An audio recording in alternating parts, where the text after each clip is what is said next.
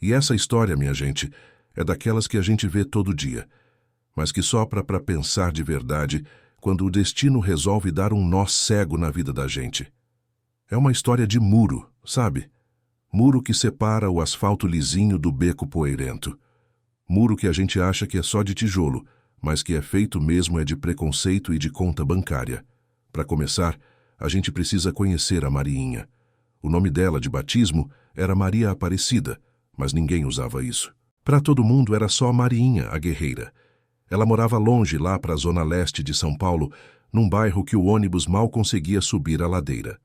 Todo dia, antes do sol esquentar de verdade, ela já estava de pé, engolindo um café ralo e se preparando para enfrentar a jornada. A Mariinha não era rica nem de longe. Ela era o avesso da riqueza. Ela era a prova viva de que a vida é dura e que o suor é o único capital que muitos de nós temos. Ela trabalhava como diarista. Passava a semana limpando os palácios de vidro e mármore dos jardins, onde o ar-condicionado é tão forte que a gente esquece que lá fora o termômetro está batendo 40 graus. Naquele dia em particular, uma terça-feira de sol de rachar, Mariinha estava na correria de sempre.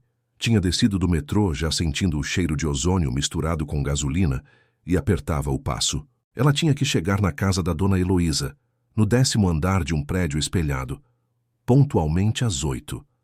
Atraso ali era visto como um pecado mortal. Mariinha andava pela calçada larga, onde as árvores eram podadas com uma precisão cirúrgica e os cachorros passeavam de coleira de grife. Ela estava com a cabeça baixa, pensando nas contas, no filho que precisava de um caderno novo e no calor que já estava cozinhando o cérebro dela. Ela estava tão focada na sua bolha de preocupação que quase não notou o movimento na frente daquela padaria chique, a Pão de Ouro, onde um café custava o preço de uma dúzia de pães na sua quebrada. E aqui entra o outro lado da moeda, o Dr. Otávio Albuquerque. Dr. Otávio não era só rico, ele era o rico. Advogado renomado, ternos italianos, relógio que valia um apartamento. Ele tinha aquela aura de quem nunca precisou esperar na fila, de quem nasceu sabendo que o mundo ia se curvar aos seus desejos. Ele morava numa cobertura que dava inveja até em novela, e sua vida era uma sucessão de decisões importantes e reuniões de alto nível. Otávio tinha uma coisa que ele prezava mais do que todo o seu patrimônio: seu filho, Pedrinho. Pedrinho era um menino de uns 5 anos, loirinho, olhos azuis, uma criança que, para o pai, era um diamante lapidado. Otávio vivia preocupado com a segurança de Pedrinho. Não podia ir em escola pública, claro. Não podia brincar na rua, Deus me livre. Tinha que ter babá bilíngue, motorista particular, e só podia comer alimentos orgânicos importados. Naquela manhã, Otávio tinha feito uma exceção à rotina rígida. Tinha prometido a Pedrinho que, antes de ir para o escritório, eles passariam na Pão de Ouro, para tomar um chocolate quente e comer um pastelzinho gourmet, a única coisa de comida de rua que Otávio permitia que o filho provasse, porque, afinal, era feito por chefes. Eles estavam sentados numa mesinha na varanda da padaria, um lugar que dava vista para a rua movimentada, mas que era separado dela por um vidro grosso, como se o mundo lá fora fosse um aquário perigoso. Pedrinho estava rindo, sujo de chocolate, segurando um pastel de queijo que era maior que a mãozinha dele. Otávio olhava o relógio, impaciente, mas feliz com o momento de pai e filho. Devagar, Pedrinho, Otávio advertiu, com a voz um pouco alta demais. Ele sempre falava com Pedrinho em tom de aviso, de quem está sempre esperando o pior. Mastigue bem, não quero você engasgado. O menino, na euforia do queijo quente e da massa crocante, deu uma mordida enorme. E foi aí que a vida, que parecia tão previsível e controlada para Otávio, resolveu dar o seu bote. A cena aconteceu em menos de 10 segundos, mas para quem estava vendo, pareceu uma eternidade em câmera lenta. Pedrinho engasgou. Não foi aquela tosse frouxa de quem bebeu água errada. Foi aquele engasgo que vem acompanhado do silêncio assustador. O pastel, a massa frita e o queijo derretido trancaram a passagem do ar como uma rolha. O rosto do menino ficou vermelho instantaneamente. Ele levou as mãozinhas ao pescoço. num gesto primitivo de quem implora por ar. O riso sumiu, substituído por um pavor mudo. Ele tentou tossir, mas o som que saiu foi um ruído raspado, desesperador, como se o ar estivesse sendo sugado de volta para o pulmão sem conseguir sair. Otávio viu aquilo e, pela primeira vez na vida, a sua conta bancária e o seu diploma de Harvard não serviram para absolutamente nada. Ele paralisou. O choque foi tão grande que ele demorou 1 microsegundo para entender o que estava acontecendo. Quando a ficha caiu, ele não pensou em primeiros socorros, em técnicas de desengasgo, em nada que fosse prático. Ele só conseguiu pensar em pânico. Pedrinho, meu Deus, o que está acontecendo? Ele pulou da cadeira, derrubando a xícara de chocolate.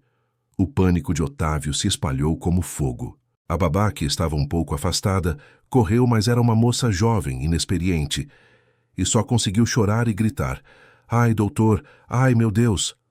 As pessoas nas mesas vizinhas, todas de gente fina, reagiram de formas típicas de quem vive numa bolha, gritando, pegando o celular para filmar ou ligar para alguém, mas ninguém sabia o que fazer de verdade. "Alguém chame o SAMU! Rápido!" Otávio gritou, mas a voz dele saiu tremida, aguda. Ele tentou pegar o filho, sacudir, mas sem técnica, só piorava a situação. Pedrinho já estava ficando roxo, os olhos arregalados de terror. Otávio tentou enfiar o dedo na boca do menino, mas o pânico e o medo de machucar a criança o fizeram hesitar. Ele olhou em volta implorando por ajuda, mas via apenas rostos assustados e inúteis. A vida do seu filho, o herdeiro de tudo, estava se esvaindo ali, sufocada por um pedaço de queijo gourmet, e ele não conseguia fazer nada. Foi nesse exato momento, enquanto a babá soluçava e Otávio gritava o número de emergência sem conseguir discar, que Mariinha passou pela calçada. Ela vinha andando rápido, como eu disse, com a cabeça baixa, mas a gritaria na varanda da Pão de Ouro era alta demais para ignorar. Ela levantou a cabeça. A visão que ela teve foi instantânea e clara. O luxo da padaria, o vidro protetor e, no meio daquele cenário de riqueza, um caos absoluto. Ela viu o menino, o rosto azulado, o pai em desespero total. Mariinha não precisou de treinamento de primeiros socorros em faculdade, cara. Ela tinha aprendido a agir na raça, na vida. Ela tinha uma irmã que era técnica de enfermagem e que vivia ensinando a ela o básico para lidar com os perrengues da comunidade. E mais importante, Mariinha tinha instinto de mãe e de quem está acostumado a lidar com emergências sem ter um hospital a 5 minutos de distância. O tempo parou para ela. Ela viu o corpo miúdo de Pedrinho convulsionando ligeiramente, a falta de oxigênio chegando no limite. Se ninguém fizesse nada, agora era tarde demais. Sem pensar na roupa, no atraso, na diferença de classe que separava ela daquele cenário, Mariinha correu. Ela não foi pela porta principal, onde as pessoas estavam aglomeradas e confusas. Ela deu a volta pelo canto da varanda, pulando a pequena cerca viva que separava a calçada do espaço externo da padaria. Quando ela aterrissou na varanda, o barulho do salto do seu tênis surrado no piso de porcelanato foi o único som nítido no meio do pandemônio. Otávio estava de costas para ela, segurando Pedrinho de forma desajeitada. "Saiam! Saiam todos!" Otávio berrava, achando que o problema era a multidão inútil. Mariinha não pediu licença. Ela não falou com licença nem doutor. Ela agiu. Em um movimento rápido e decidido, ela se aproximou de Otávio. As mãos dela, calejadas de esfregar o chão e limpar poeira, eram firmes. Ela colocou a mão no ombro de Otávio para afastá-lo e, com a outra, tentou pegar o menino. "Me dá ele!" A voz de Mariinha era grave, urgente, sem espaço para discussão. Otávio se virou, assustado com o toque repentino. Ele viu uma mulher que ele nunca teria notado na rua.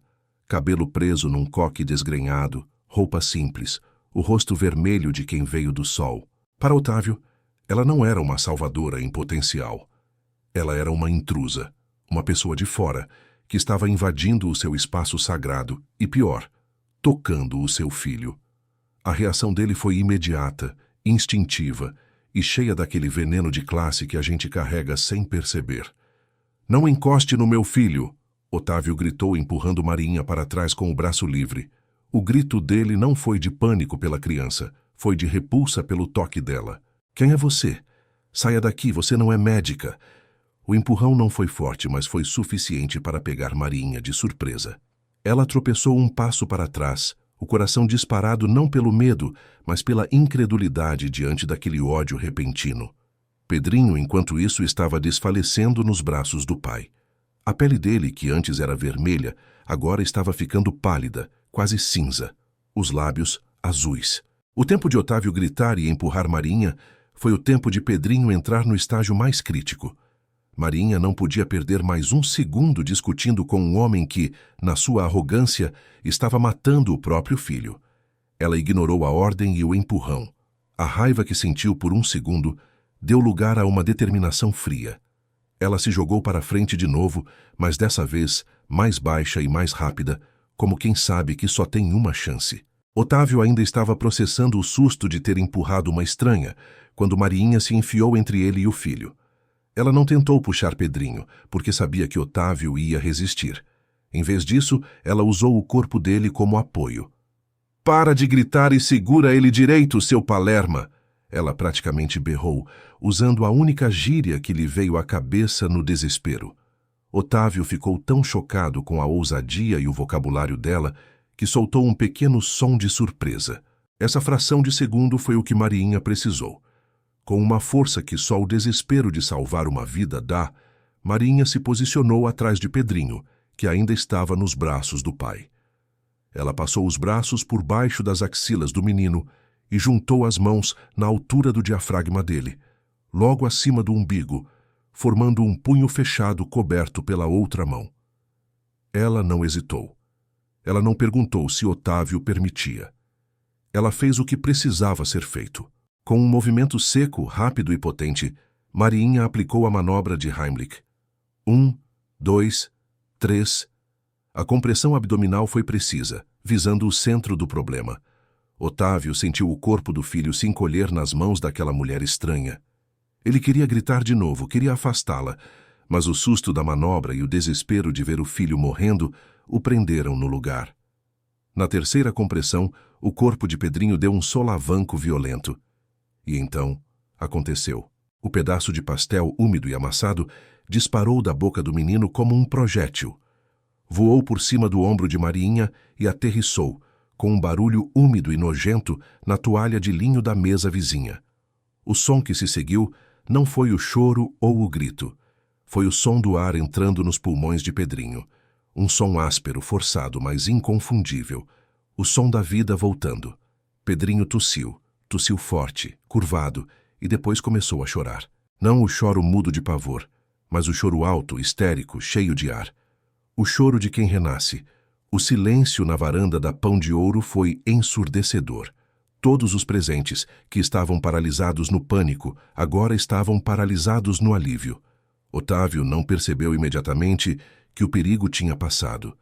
Ele estava tão tenso, tão focado no toque daquela mulher, que só percebeu a mudança quando o filho começou a se debater, puxando o ar.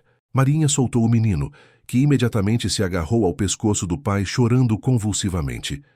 Ela deu 2 passos para trás, ofegante, limpando o suor da testa com as costas da mão.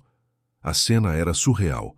O doutor Otávio, impecável, abraçando o filho que agora estava salvo, e Marinha suada e simples, observando de longe, como se fosse uma faxineira que tivesse acabado de consertar um vazamento. Otávio demorou 1 minuto inteiro para se acalmar. Ele acariciou os cabelos de Pedrinho, beijou a testa, checando se estava tudo bem, ignorando o caos que o rodeava. Quando finalmente se deu conta de que o filho estava vivo, respirando e seguro, ele sentiu a onda de adrenalina passar e ser substituída por uma exaustão profunda. Foi então que ele se lembrou da mulher que ele tinha empurrado e ofendido, da mulher que, contra a sua vontade e o seu preconceito, tinha acabado de salvar a vida do seu filho. Ele levantou a cabeça. Marinha estava parada ali, esperando. Não esperando agradecimento, mas esperando a próxima reação dele. Os olhos de Otávio, inchados pelo medo recente, encontraram os olhos firmes de Marinha. A gratidão deveria ter sido a primeira coisa a sair, mas a vergonha e a arrogância estavam lutando dentro dele. Ele viu a simplicidade dela, a sujeira na barra do seu vestido que ela pegou pulando a cerca viva, e a sua mente, programada para categorizar, ainda lutava contra a realidade. Como podia ela ter a habilidade que ele, o homem de posses e acesso, não tinha? Você, Otávio começou a voz rouca. Ele tentou encontrar as palavras certas, o discurso de quem está acostumado a pagar por serviços e favores. Mariinha balançou a cabeça levemente, como se soubesse exatamente o que ele ia dizer. Tá tudo bem, moço. Ele tá respirando, ela disse, a voz baixa agora, voltando ao seu tom normal de quem não quer chamar a atenção. Otávio se levantou, segurando Pedrinho apertado. A babá, ainda chorando, se aproximou. Obrigado. Otávio forçou a palavra, mas ela saiu seca, quase como uma ordem cumprida, e não um sentimento genuíno. Ele não olhou diretamente para ela.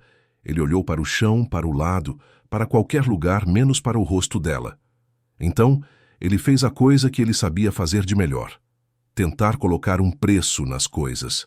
Tentar controlar a situação através do dinheiro. Ele levou a mão ao bolso interno do terno e tirou a carteira de couro caríssima. Pegou uma nota de 50, a única que estava mais fácil de alcançar, e estendeu-a na direção de Mariinha. Toma, pelo susto. E por ter ajudado, ele disse, ainda sem olhar para ela. Era o dinheiro da gorjeta, o dinheiro que ele daria para o manobrista ou para o garçom. Mariinha sentiu o estômago revirar. Não era pelo dinheiro. R$ 50 fariam uma diferença enorme nas suas contas. Era pela maneira como ele ofereceu. Como se a vida do filho dele valesse o preço de um lanche. Como se a coragem e a habilidade dela fossem um serviço de limpeza rápida. Ela olhou para a nota, depois para a mão estendida de Otávio, e finalmente para o rosto dele, que estava pálido e focado em evitar o contato visual. Não precisa, moço, Mariinha respondeu, e a sua voz era firme, carregada de uma dignidade que Otávio não entendia. Eu não fiz por dinheiro. Ela deu um passo para o lado, ignorando a mão de Otávio que continuava estendida no ar, no vácuo. Mas... Eu insisto, Otávio insistiu, sentindo-se desconfortável com a recusa. Pessoas como ela não recusavam dinheiro dele. A recusa dela o fazia se sentir ainda mais culpado pela ofensa que ele tinha gritado momentos antes. Guarda o seu dinheiro, doutor. E da próxima vez presta atenção no seu filho. E lembra que nem todo mundo que está na rua é perigoso. Mariinha disse, e dessa vez a pontada de crítica estava lá, clara e objetiva. Ela não esperou a resposta. Ela se virou, pulou a cerca viva de volta para a calçada e continuou sua jornada como se nada de extraordinário tivesse acontecido. Ela estava atrasada para a casa de Dona Heloísa. Tinha chão para esfregar e janelas para limpar. A vida dela não podia parar por causa do drama de um rico. Otávio ficou ali paralisado, segurando o filho que soluçava e a nota de R$ 50 que agora parecia suja em sua mão. Ele olhou para a rua, vendo Mariinha se misturar à multidão, desaparecendo na fumaça do trânsito. Ele tinha gritado, "Não encoste no meu filho!", com todo o seu preconceito. E ela, a quem ele tinha rejeitado, tinha sido a única pessoa que se importou o suficiente para tocar o seu filho e salvá-lo. A gratidão, tardia e pesada, finalmente o atingiu. Mas junto com ela, veio a humilhação. Ele tinha sido salvo por alguém que ele considerava inferior, e ele a tinha tratado como lixo. Ele olhou para o pastel amassado na toalha de linho. Olhou para o filho, que agora estava mais calmo. "Vamos para casa, Pedrinho", ele murmurou, e o dia que deveria ter sido normal estava irremediavelmente quebrado. Otávio sabia que precisava encontrar aquela mulher de novo. Não para dar o dinheiro que ela recusou, mas para consertar o que ele tinha quebrado com suas palavras. Mas como encontrar uma diarista anônima na multidão de São Paulo? Enquanto isso, Mariinha subia a ladeira na direção do prédio de Dona Heloísa, o coração ainda batendo rápido. Ela não estava pensando no Otávio, estava pensando no menino, e sentia um misto de satisfação pelo dever cumprido e uma raiva fria pelo tratamento que recebeu. Gente fina é outra coisa, ela murmurou para si mesma, balançando a cabeça. Acham que a gente é invisível até precisar da gente. E aí, quando a gente salva a pátria, querem pagar com esmola. Ela chegou ao portão de vidro, cumprimentou o porteiro, que mal a olhou.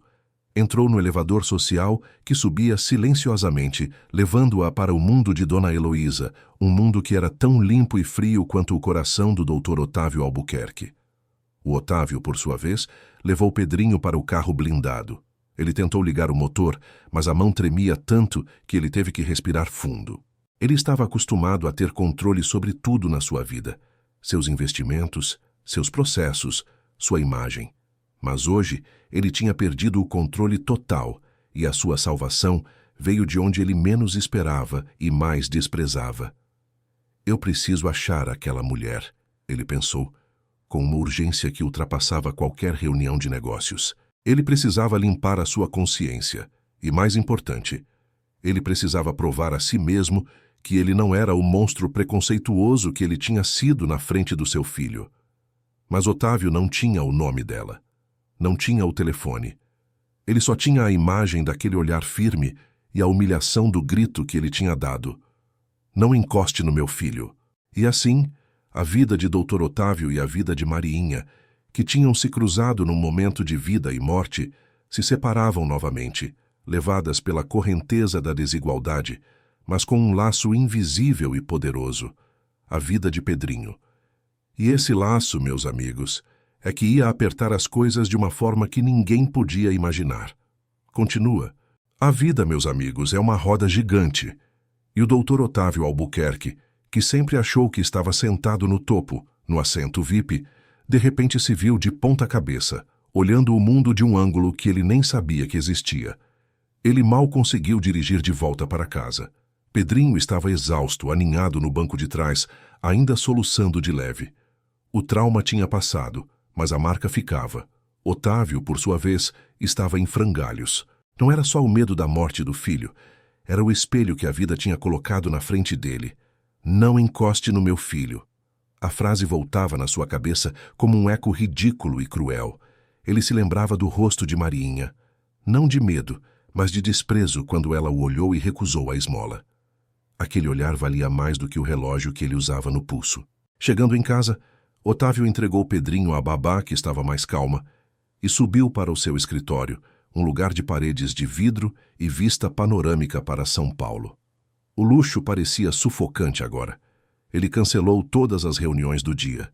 Não conseguia pensar em processos, fusões ou aquisições.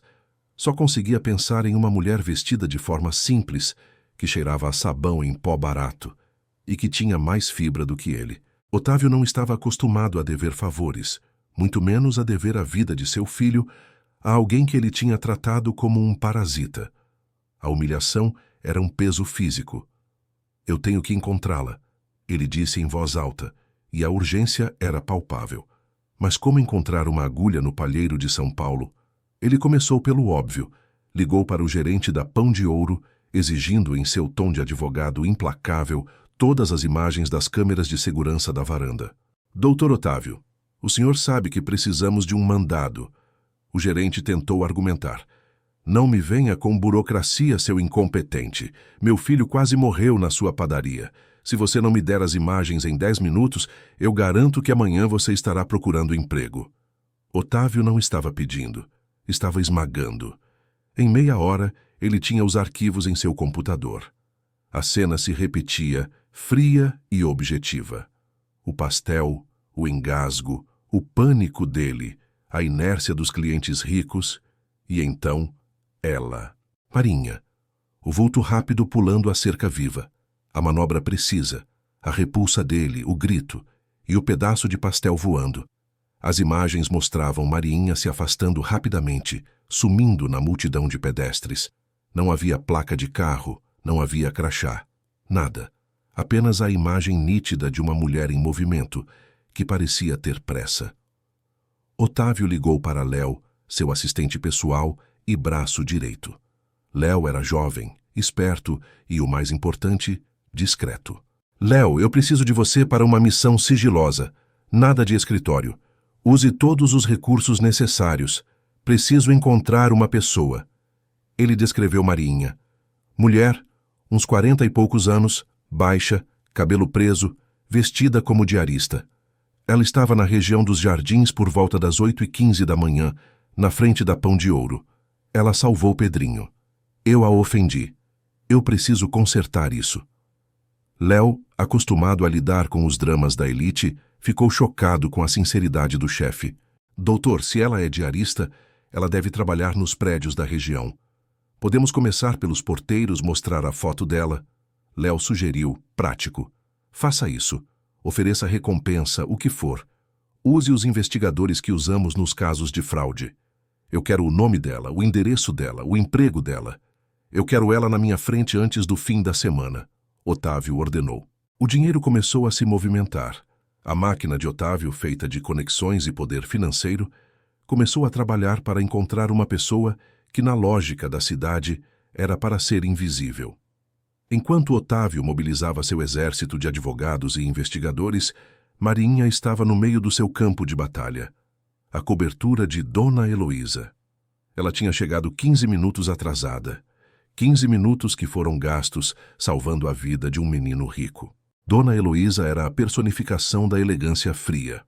Cabelos impecáveis, joias discretas e uma voz que parecia feita para dar ordens de cima. Ela estava na cozinha tomando seu suco verde orgânico. Maria Aparecida, Heloísa chamou, usando o nome completo de Mariinha, o que sempre era um sinal de problema. Eu paguei por 8 horas de serviço que começam pontualmente às 8. Você chegou às 8h15. Isso é inaceitável. Mariinha, cansada e ainda com a adrenalina do susto, tentou explicar, mas sabia que era inútil. Me desculpa, Dona Heloísa. Houve uma emergência na rua, eu precisei ajudar uma criança. Heloísa levantou a mão, cortando a fala de Mariinha com a frieza de um bisturi. Eu não pago você para resolver emergências de terceiros. Seu foco é aqui. Seus problemas pessoais e os problemas da rua ficam lá fora. Eu vou descontar meia hora do seu pagamento. E se acontecer de novo, eu sinto muito. Mas a gente precisa de alguém mais comprometida com a pontualidade. Heloísa decretou, voltando a folhear sua revista de decoração, como se tivesse acabado de falar sobre o tempo. Mariinha sentiu a pontada no peito. Meia hora de trabalho era o suficiente para comprar o pão e o leite do dia seguinte. Ela arriscou seu emprego, seu sustento, e tudo o que ganhou foi um desconto e uma ameaça. Ela respirou fundo, engolindo a raiva e a humilhação. Sim, Dona Heloísa, não vai acontecer de novo, ela respondeu a voz neutra. Ela pegou o balde, os panos e a vassoura, e começou a esfregar o chão de porcelanato branco da cozinha, o mesmo chão que refletia a indiferença de sua patroa. A vida tinha que continuar. O estômago de seu filho não entendia de heroísmo, só entendia de fome. Enquanto limpava, ela pensava no Otávio, o doutor arrogante que gritou com ela. Aquele homem a fez perder dinheiro. Ele a fez sentir a dor do preconceito, não só com o grito, mas com a gorjeta insultante. Ela tinha agido por instinto, por humanidade, e a única coisa que recebeu em troca foi o lembrete de que, para eles, ela era uma ferramenta descartável.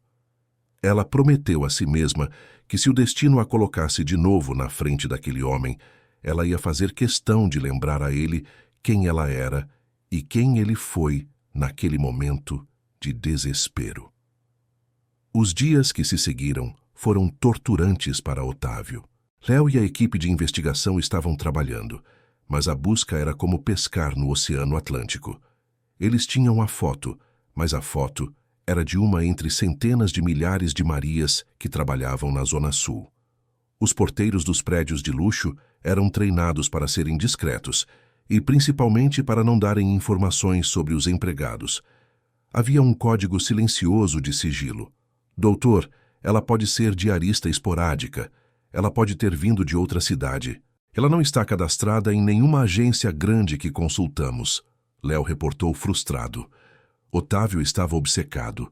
Ele passava as noites revendo a filmagem. Ele via a sua própria falha, o seu pânico e o seu preconceito estampado no vídeo. Ele se sentia um fracasso como pai e como ser humano. Aquele incidente tinha tirado o verniz da sua vida perfeita. Pedrinho, felizmente, estava bem, mas a experiência o tinha mudado. Ele estava mais agarrado ao pai, mais silencioso. Papai, por que o senhor gritou com a moça? Pedrinho perguntou uma noite, enquanto Otávio o colocava na cama. A pergunta atingiu Otávio como um soco. Ele não tinha pensado que Pedrinho tinha entendido a dimensão do seu erro. Eu estava com muito medo, filho. E quando a gente tem medo, às vezes a gente fala coisas bobas e ruins. Otávio tentou explicar, sentindo-se um hipócrita. Mas ela me salvou. Pedrinho insistiu com a lógica pura de uma criança. Sim, ela salvou. E o papai foi muito injusto com ela. Otávio confessou, a voz embargada. Eu prometo que vou encontrá-la para agradecer direito. A promessa ao filho se tornou a sua principal motivação. A busca continuava estagnada até o final da semana.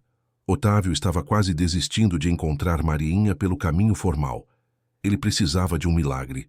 E o milagre veio, como sempre acontece na vida de gente rica, através do networking social. A esposa de Otávio, a elegante e fútil Patrícia, estava organizando um evento beneficente para a próxima semana. Ela era amiga íntima de várias socialites da região, e uma delas era justamente Dona Heloísa, a patroa de Mariinha. Otávio não estava prestando atenção quando Patrícia falava sobre o evento, até que ouviu um nome que lhe chamou a atenção. Você não sabe, Otávio, a Heloísa está um inferno. O evento é na casa dela, e a diarista dela, uma tal de Maria, anda dando problemas. Chegou atrasada de novo hoje. Como essas pessoas conseguem ser tão desorganizadas? Patrícia reclamava mexendo no cabelo. Otávio parou de digitar no laptop. Heloísa? Dona Heloísa de quem? Ele perguntou, tentando manter a calma. Heloísa Montenegro, a que mora na cobertura do prédio com piscina no terraço aqui perto. Por quê? Otávio sentiu um arrepio. Heloísa Montenegro. O prédio espelhado. A localização batia perfeitamente com a rota que Mariinha deveria estar fazendo naquela manhã. E o nome? Maria. Maria Aparecida. Mariinha. Ele tentou disfarçar o interesse súbito. Nada, amor. Só curiosidade. Você disse que a diarista dela se chama Maria? Maria Aparecida, eu acho. Um nome super popular. Mas o que importa é que a Heloísa está pensando em demitir. Ela é muito exigente, você sabe. E diaristas boas estão cada vez mais raras. Patrícia divagava. Otávio sentiu a tensão muscular em todo o corpo. A chance era de 1 em 1 milhão, mas era a única pista real que ele tinha. A mulher que ele procurava, a quem ele devia a vida de seu filho, poderia ser a mesma mulher que a amiga de sua esposa tratava como um fardo por causa de 15 minutos de atraso. Ele precisava ter certeza. Patrícia, eu preciso do endereço completo da Heloísa e do nome completo dessa diarista. Ele pediu com uma seriedade que assustou Patrícia. Para quê? Vai processá-la por atraso? Ela brincou sem entender. Não. É para um assunto profissional muito delicado. Por favor, me passe a informação, Otávio insistiu. Patrícia, acostumada a não questionar as demandas de trabalho do marido, forneceu os dados. Otávio pegou o endereço do prédio de Dona Heloísa. Era o mesmo prédio que Mariinha tinha mencionado no seu depoimento silencioso para si mesma. O prédio com elevador social frio. Ele esperou até a manhã seguinte, um sábado, para agir. Ele sabia que diaristas como Mariinha geralmente trabalhavam em vários lugares, mas o prédio de Heloísa era um ponto de partida concreto. Ele ligou para Léo. Léo, pare a busca. Eu tenho uma pista. Concentre-se no prédio da Heloísa Montenegro. Eu preciso que você descubra se a Maria Aparecida que trabalha lá é a mulher do vídeo. E não a assuste, eu vou lá pessoalmente. O sábado chegou e Mariinha estava em sua folga.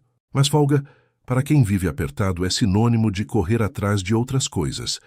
Ela estava em casa, no seu bairro, com o filho, Lucas. Lucas tinha uns 10 anos. Era esperto e ajudava a mãe como podia. A casa de Mariinha era simples, mas limpa. Ela vivia com o básico, mas vivia com dignidade. Ela estava remendando a mochila de Lucas pensando em como faria para conseguir os 150 que faltavam para o novo caderno e o livro de história que o menino precisava. O desconto de Dona Heloísa tinha doído. Mãe, o que você faria se encontrasse aquele moço de novo? O que gritou com você? Lucas perguntou de repente, lendo a mente da mãe. Mariinha sorriu amargamente, dando um ponto na costura. Eu faria o que eu fiz, ignoraria ele. Ele não vale a minha raiva, filho. Ele é rico de dinheiro, mas pobre de alma. E eu sou rica de coragem, e isso vale mais, ela disse, tentando ensinar ao filho que a dignidade não se compra. Lucas se contentou com a resposta e voltou a desenhar. A vida de Mariinha seguia seu curso difícil e honesto, a milhares de quilômetros de distância, em termos de realidade social, do mundo de Otávio. Otávio, por outro lado, estava se preparando para a incursão. Ele não podia ir de terno italiano.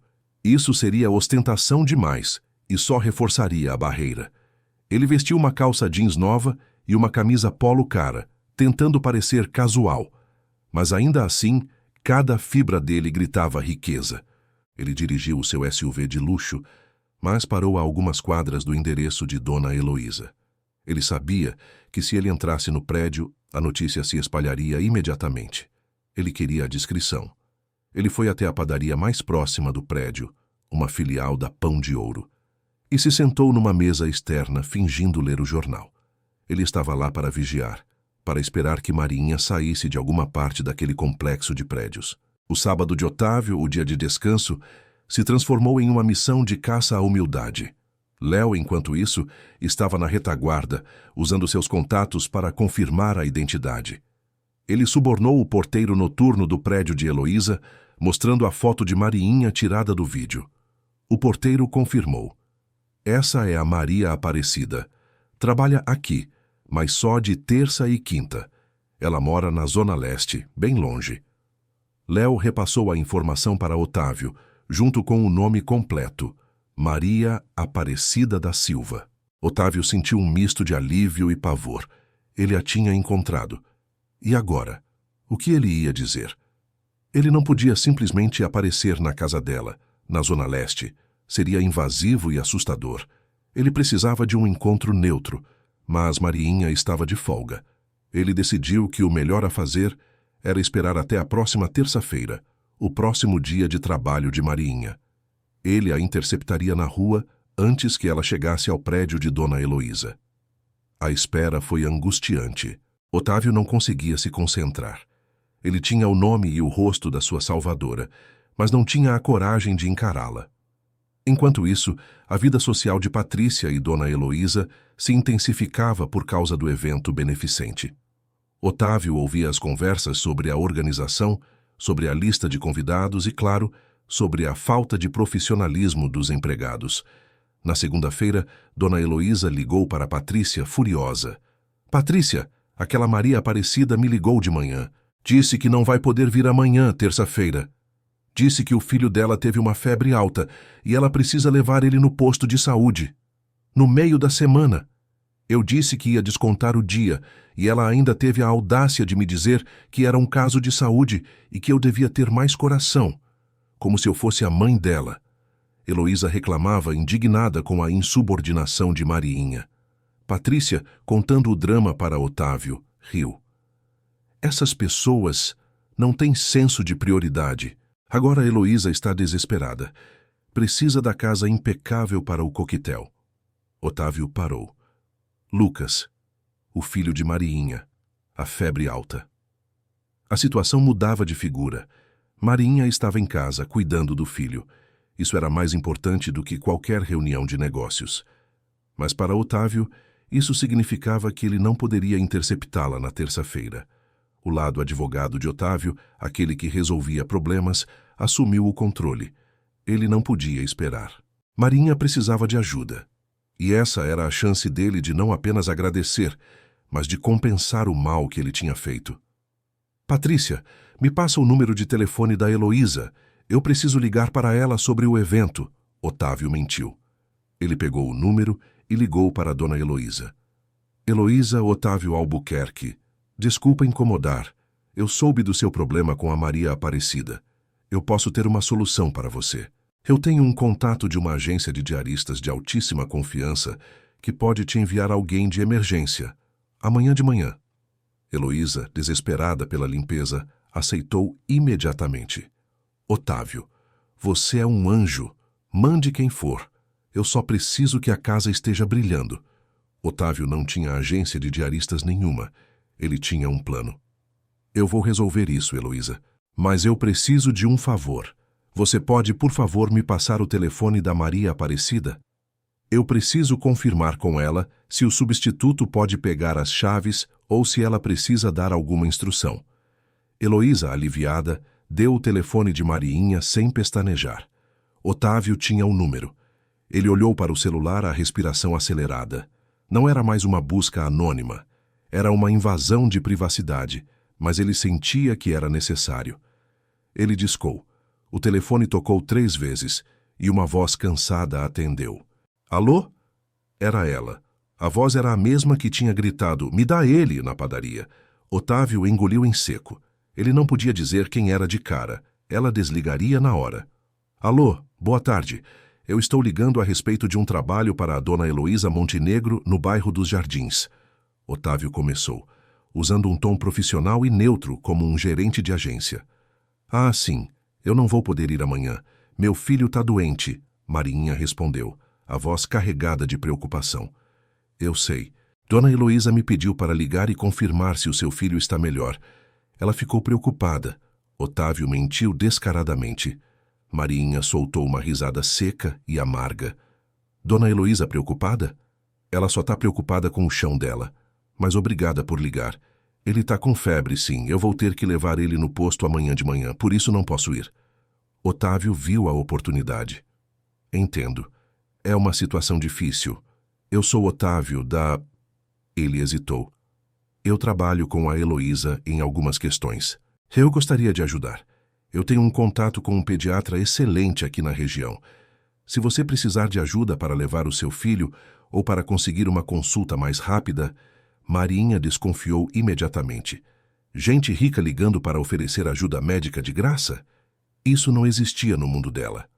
Olha, moço, eu agradeço, mas eu não preciso de caridade. Eu levo ele no posto de saúde aqui perto e vai ficar tudo bem. Mariinha respondeu já na defensiva. Não é caridade, Otávio insistiu, a voz mais suave. É uma forma de garantir que você possa voltar ao trabalho mais rápido, sem se preocupar. Eu posso mandar um motorista buscar vocês amanhã cedo, levar ao médico e depois deixar vocês em casa. É um favor que eu faço a Heloísa. Mariinha ponderou. O posto de saúde era uma tortura de horas de espera. Lucas precisava de atenção rápida. E, pensando bem, se ela aceitasse, ela não estaria devendo nada a ele. Ela estaria usando um recurso que, de alguma forma torta, vinha do mundo que a explorava. E quanto vai custar esse favor, moço? Ela perguntou cética. Nada. R$0. É cortesia. É só para ajudar a Heloísa a manter o cronograma, Otávio disse, sentindo-se um mentiroso profissional, mas sabendo que precisava daquele gancho. A necessidade de Lucas falou mais alto que o orgulho. Tudo bem, mas só se for para levar no médico. Nada de conversa fiada. O meu nome é Maria Aparecida da Silva. Eu moro na Rua das Palmeiras, 230, aqui na Vila Carmen, Zona Leste. Otávio anotou o endereço, o coração batendo forte. Ele tinha conseguido. Ele tinha o endereço dela. O mundo dele estava prestes a colidir com o mundo dela, na quebrada da Zona Leste. Perfeito, Maria Aparecida. Amanhã, às 8 da manhã, um carro vai estar na sua porta. O motorista vai se identificar. E eu garanto que o seu filho será bem atendido, Otávio prometeu. Ele desligou o telefone e soltou o ar que nem sabia que estava prendendo. Ele tinha enganado Mariinha, mas era por uma causa maior. A redenção. Na manhã de terça-feira, Mariinha acordou nervosa. Lucas estava quente, mas estável. Ela vestiu a melhor roupa que tinha, uma camiseta limpa, e preparou o café. Ela olhava pela janela da pequena casa, achando tudo aquilo uma loucura. 8 da manhã em ponto, ela ouviu um barulho que nunca tinha ouvido na sua rua. Um motor silencioso e caro. Um sedã preto, impecável, parou na frente da casa de Mariinha. O carro era tão luxuoso que os vizinhos pararam na janela para olhar. Um motorista, usando um uniforme cinza chumbo e luvas brancas, saiu do carro. Era Léo, o assistente de Otávio, que estava no papel de motorista particular. Léo tocou a campainha. Mariinha abriu a porta, segurando Lucas. Bom dia, Maria Aparecida. Eu sou o Léo. Eu vim buscar o Lucas e a senhora para a consulta médica, Léo disse formalmente. Mariinha hesitou por um momento, mas a febre de Lucas a apressou. Ela colocou o filho no colo, pegou uma bolsa pequena e entrou no carro. O interior de couro cheirava a novo e a dinheiro. O caminho da Zona Leste para o consultório médico foi silencioso. Mariinha estava tensa, observando a mudança de paisagem. As ruas esburacadas dando lugar ao asfalto liso, as casas simples se transformando em condomínios murados. O consultório pediátrico era em um prédio chique no bairro de Moema. Não era um hospital, era uma clínica particular com recepção de mármore e brinquedos caríssimos. Léo levou Mariinha e Lucas direto para a sala de espera. O doutor Otávio está esperando vocês, Léo sussurrou para Mariinha enquanto a guiava. O nome pegou Mariinha de surpresa. Doutor Otávio, quem é esse? Léo não teve tempo de responder porque a porta do consultório se abriu e um homem saiu. Não era o médico. Era Otávio. Otávio estava lá. Ele não estava de terno, mas estava com a mesma aura de poder que Mariinha tinha visto na padaria. Ele estava parado na porta, e a expressão no rosto dele era de ansiedade e alívio. Mariinha parou no meio da sala de espera, segurando Lucas. A ficha caiu com um estrondo ensurdecedor. O doutor Otávio que ligou. O favor para Heloísa, o carro de luxo, tudo era uma armação dele. Você, Mariinha disse, a voz cheia de incredulidade e traição.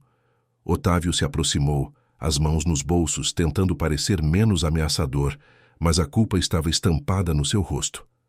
Maria Aparecida, por favor, me escute. Eu sei que eu menti. Eu precisava falar com você.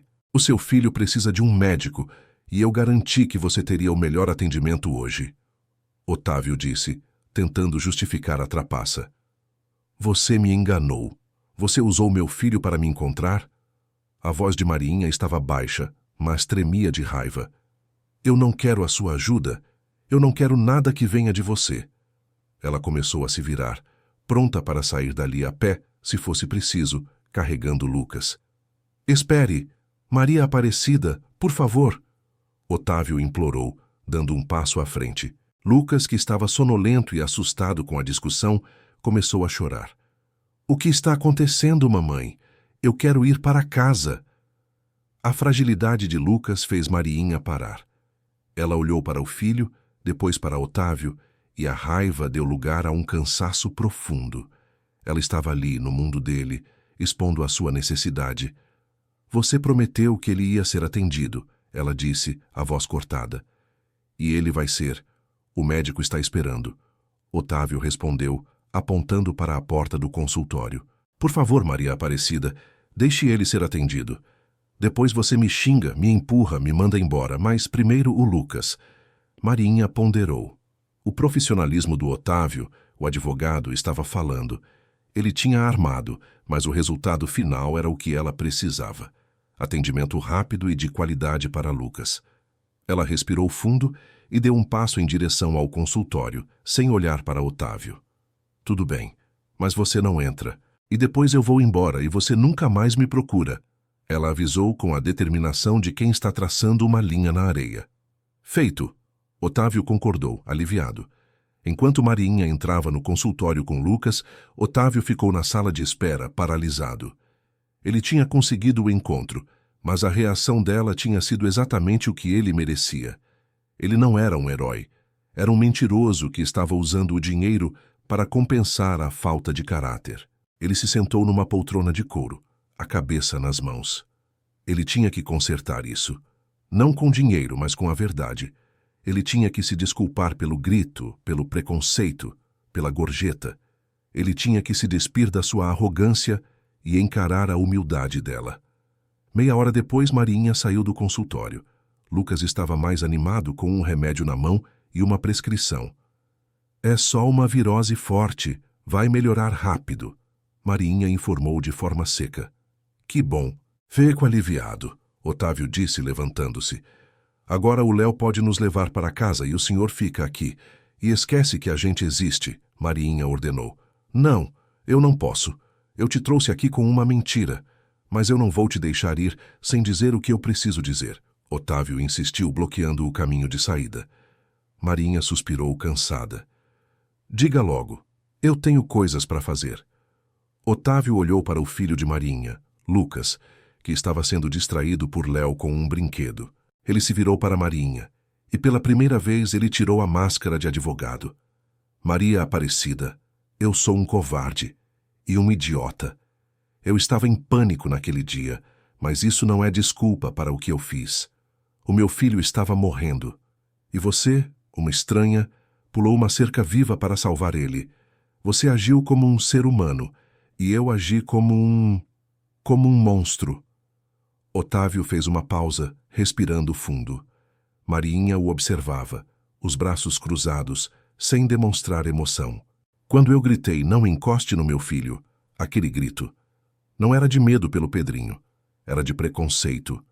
Era o medo de você, de quem você representa, invadindo o meu mundo perfeito. E você, depois de me salvar, me deu a chance de me redimir, e eu te ofereci R$ 50 como se a vida do meu filho valesse uma gorjeta. Você recusou. E você estava certa. Otávio não estava acostumado a se humilhar, mas a necessidade de limpeza moral era maior que o seu ego. Ele tinha que se despir da sua arrogância e encarar a humildade dela. Meia hora depois, Mariinha saiu do consultório. Lucas estava mais animado, com um remédio na mão e uma prescrição. É só uma virose forte, vai melhorar rápido, Mariinha informou de forma seca. Que bom, fico aliviado, Otávio disse levantando-se. Agora, o Léo pode nos levar para casa, e o senhor fica aqui, e esquece que a gente existe, Mariinha ordenou. Não, eu não posso. Eu te trouxe aqui com uma mentira, mas eu não vou te deixar ir sem dizer o que eu preciso dizer. Otávio insistiu, bloqueando o caminho de saída. Mariinha suspirou, cansada. Diga logo, eu tenho coisas para fazer. Otávio olhou para o filho de Mariinha, Lucas, que estava sendo distraído por Léo com um brinquedo. Ele se virou para Mariinha e, pela primeira vez, ele tirou a máscara de advogado.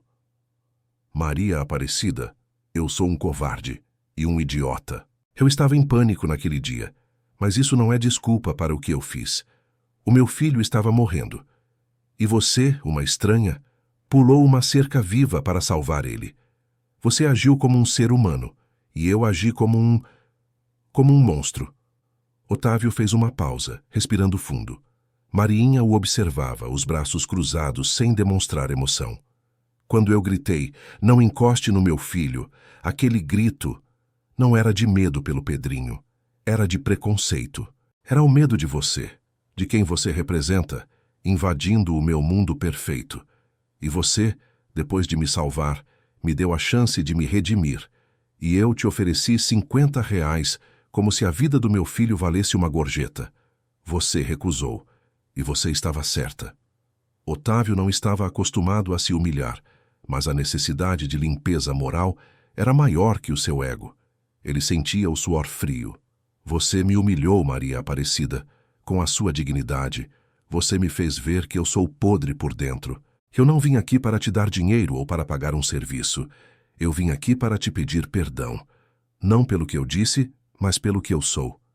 Mariinha ouviu tudo, absorvendo cada palavra. Ela viu a honestidade nos olhos dele, a vergonha genuína. Era a primeira vez que um doutor pedia perdão para ela na vida. O perdão não se pede, doutor. Se conquista, Mariinha respondeu, a voz baixa, mas afiada como uma navalha. O seu mundo é fácil. Se você erra, você paga. Se você precisa, você compra. O meu mundo não funciona assim. Se eu perco meia hora salvando a vida do seu filho, eu perco o dinheiro do pão do meu. A dona Heloísa me descontou o atraso e ainda me ameaçou de demissão por eu ter faltado hoje para cuidar do meu menino. Ela balançou a cabeça. O seu grito doeu, mas a indiferença de vocês dói todo dia. Vocês acham que a gente não tem filho, que a gente não tem doença, que a gente não tem urgência. A gente só tem que limpar o chão e ser pontual. Otávio sentiu a força da verdade dela. Ele pegou o celular, ignorando o espanto de Mariinha. Me dá 1 minuto. Eu vou consertar uma coisa que está ao meu alcance, ele disse. Ele discou o número de Dona Heloísa, que atendeu imediatamente. Heloísa, Otávio aqui. Deixa eu ser direto. A Maria Aparecida não vai mais trabalhar para você. Otávio declarou com a frieza de um negociador de milhões. Heloísa engasgou do outro lado da linha. O quê? Otávio, você não pode fazer isso. Eu preciso dela para o evento. Você vai resolver o seu evento, Heloísa, mas a Maria Aparecida está dispensada, com todos os direitos pagos, mais um bônus de 3 meses de salário. Se você atrasar 1 centavo ou criar qualquer problema para ela, eu garanto que amanhã a Receita Federal estará na porta do seu apartamento e eu serei o advogado do processo. A ameaça era real. A voz de Otávio, a voz que Mariinha tinha ouvido gritar na padaria, agora era usada para defendê-la. Otávio, você enlouqueceu por causa daquela... Ele cortou a ligação com um clique seco, sem deixar Heloísa terminar a frase. Ele olhou para Mariinha. Pronto, você não deve mais nada à dona Heloísa e você não perdeu o dia de trabalho. Na verdade, você ganhou 3 meses de folga forçada.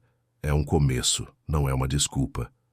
Mariinha estava chocada. Ela nunca imaginou que o poder pudesse ser usado daquela forma para proteger alguém como ela. Por que você fez isso? Ela perguntou desconfiada. Porque eu te devo. Eu te devo mais do que dinheiro. Eu te devo a oportunidade de provar que nem todo mundo que tem dinheiro é um babaca egoísta. Otávio respondeu, voltando ao seu tom sincero. Eu sei que você não quer o meu dinheiro. Você me ensinou isso. Mas o Lucas precisa de estabilidade. Eu quero que você me permita fazer uma coisa que vai garantir que o futuro dele não dependa de quem vai descontar 15 minutos do seu salário. Otávio fez uma pausa e se ajoelhou, ficando na altura de Lucas, que observava os adultos com curiosidade. Lucas, Otávio disse gentilmente, a sua mãe salvou a vida do meu filho, Pedrinho, e ela fez isso sem pedir nada em troca. Eu quero que você tenha a melhor educação possível. Eu quero pagar a sua escola, o seu material, tudo o que você precisar, até a faculdade. Não como caridade, Maria Aparecida, mas como um fundo, um legado que o Pedrinho deve a você. Ele se levantou e olhou nos olhos de Mariinha. Eu não estou te comprando. Eu estou pagando uma dívida de vida. Se você aceitar, você me dá uma chance de dormir em paz. Se você recusar, eu vou ter que conviver com a culpa de ter sido o pior tipo de ser humano no dia em que você foi a minha salvação. Mariinha sentiu as lágrimas vindo, mas as segurou. Era muita emoção para um dia só. Ela pensou em Lucas, nos cadernos caros, nos livros que ela não podia comprar. Ela pensou na luta diária. Ela tinha 2 escolhas, manter o orgulho e continuar na batalha solitária, ou aceitar a ponte que ele estava construindo, mantendo a sua dignidade intacta. Eu aceito, Mariinha disse, a voz embargada. Mas sob uma condição, Dr. Otávio. Otávio assentiu, pronto para qualquer exigência. Você não vai me ver como sua empregada, ou como a mãe de um garoto que você está bancando. Se a gente for ter essa relação, vai ser de igual para igual. E a cada 6 meses, eu quero que você me encontre para me contar como o Pedrinho está. Para eu ver que o que eu fiz valeu a pena, e para você lembrar quem eu sou. Otávio sorriu, um sorriso genuíno, sem a arrogância habitual. É um acordo justo, Maria Aparecida, de igual para igual. E eu garanto que vou me lembrar de quem você é. Eu vou me lembrar do meu grito e do seu silêncio, para o resto da minha vida. O final daquela manhã não foi uma despedida, mas o início de uma estranha e improvável parceria. Léo levou Mariinha e Lucas para casa com a promessa de que Otávio faria todos os arranjos para a nova escola de Lucas. Mariinha, pela primeira vez em muito tempo, sentiu um alívio leve e estranho, um peso tirado dos ombros. Otávio, por sua vez, voltou para sua cobertura, mas o mundo parecia diferente. Ele olhou para Pedrinho, que brincava na sala, e o abraçou com uma força renovada. Ele sabia que a sua vida não seria mais a mesma. A barreira de vidro que separava seu mundo do mundo real havia sido estilhaçada pelo ato de coragem de Mariinha e pela sua própria falha moral. A partir daquele dia, Otávio começou a mudar. Ele não parou de ser rico, claro que não, mas ele parou de ser cegamente rico. Ele começou a ver as pessoas que limpavam seus prédios, que dirigiam seus carros, que serviam seus cafés. Ele começou a humanizar o invisível. Ele cumpriu sua promessa. Lucas foi matriculado em uma excelente escola particular e Mariinha foi apoiada financeiramente para que pudesse ter um trabalho mais flexível, que lhe desse tempo para ser mãe e cuidar da casa com calma, sem a pressão de patroas como Dona Heloísa. Otávio até ajudou Mariinha a abrir uma pequena cooperativa de diaristas no bairro dela, garantindo que as mulheres tivessem melhores condições de trabalho e salários justos. E a cada 6 meses, eles se encontravam. O primeiro encontro foi tenso. Eles se encontraram em um café neutro. Otávio falava sobre Pedrinho, sobre como ele estava crescendo, sobre a sua gratidão. Mariinha falava sobre Lucas, sobre as notas dele, sobre a sua nova cooperativa. E nesses encontros, Otávio sempre pedia desculpas de novo, de forma sutil pelo seu erro inicial. No terceiro encontro, Mariinha finalmente se sentiu à vontade para falar sobre o dia fatídico de forma completa. "Sabe, doutor", ela disse, tomando um café que ela mesma podia pagar agora sem precisar de caridade. "Quando eu vi o seu filho engasgando, eu não pensei em quem era o pai dele. Eu só pensei que era uma criança. Eu só pensei no meu Lucas." Ela olhou para ele com um brilho nos olhos. "E quando você gritou para eu não encostar no seu filho, eu senti a dor do país inteiro nas suas palavras. A gente é sempre sujo demais para tocar o de vocês, a não ser para limpar. Mas no fim, foi o meu toque que salvou ele." Otávio baixou a cabeça, aceitando a lição. "Eu sei. E o meu grito me ensinou mais sobre humanidade do que todos os meus diplomas juntos. Você me deu uma lição, Maria Aparecida. Uma lição que vale mais do que toda a minha fortuna." E Pedrinho? Pedrinho nunca soube do grito, mas ele sempre soube que uma moça muito corajosa tinha salvado a vida dele de um pedaço de pastel. Ele cresceu sabendo que a vida dele era um presente que ele devia a uma mulher que não era sua babá, nem sua professora, mas uma heroína do dia a dia. Um dia, anos depois, Lucas e Pedrinho se encontraram por acaso em um evento escolar, sem saber que o destino de suas famílias estava ligado por um pastel e um grito. Eles se tornaram amigos rapidamente, ligados pela inocência da infância. Otávio viu os 2 meninos brincando juntos, o herdeiro e o filho da diarista, e sentiu uma paz que o dinheiro nunca poderia comprar. Ele viu Mariinha de longe, sorrindo para o filho. Ele se aproximou dela. "Maria Aparecida, obrigada por tudo", ele disse sem a formalidade do doutor. Mariinha apenas assentiu. "Obrigada a você, Otávio, por ter aprendido." Eles não eram amigos, não eram parceiros de negócios, mas eram ligados pelo laço mais forte que existe, a vida. E essa é a história, meus amigos, de como a vida resolveu dar um nó cego no destino do Dr. Otávio. Ele descobriu que a verdadeira riqueza não estava na conta bancária, mas na coragem e na humanidade que ele tanto desprezou, e que, no final, o toque daquela que ele rejeitou foi o que trouxe a salvação e, mais importante, a redenção. A vida, minha gente, é assim, cheia de muros, mas às vezes basta um pedaço de queijo engasgado para quebrar o preconceito e construir uma ponte. E a história da Mariinha e do Otávio é a prova de que o heroísmo, muitas vezes, veste uma roupa simples e tem pressa de chegar ao trabalho. E a lição mais valiosa é que antes de gritar, "Não encoste no meu filho", é bom ter certeza de que quem está ali não é a única pessoa capaz de salvá-lo. E é isso. Fim da história.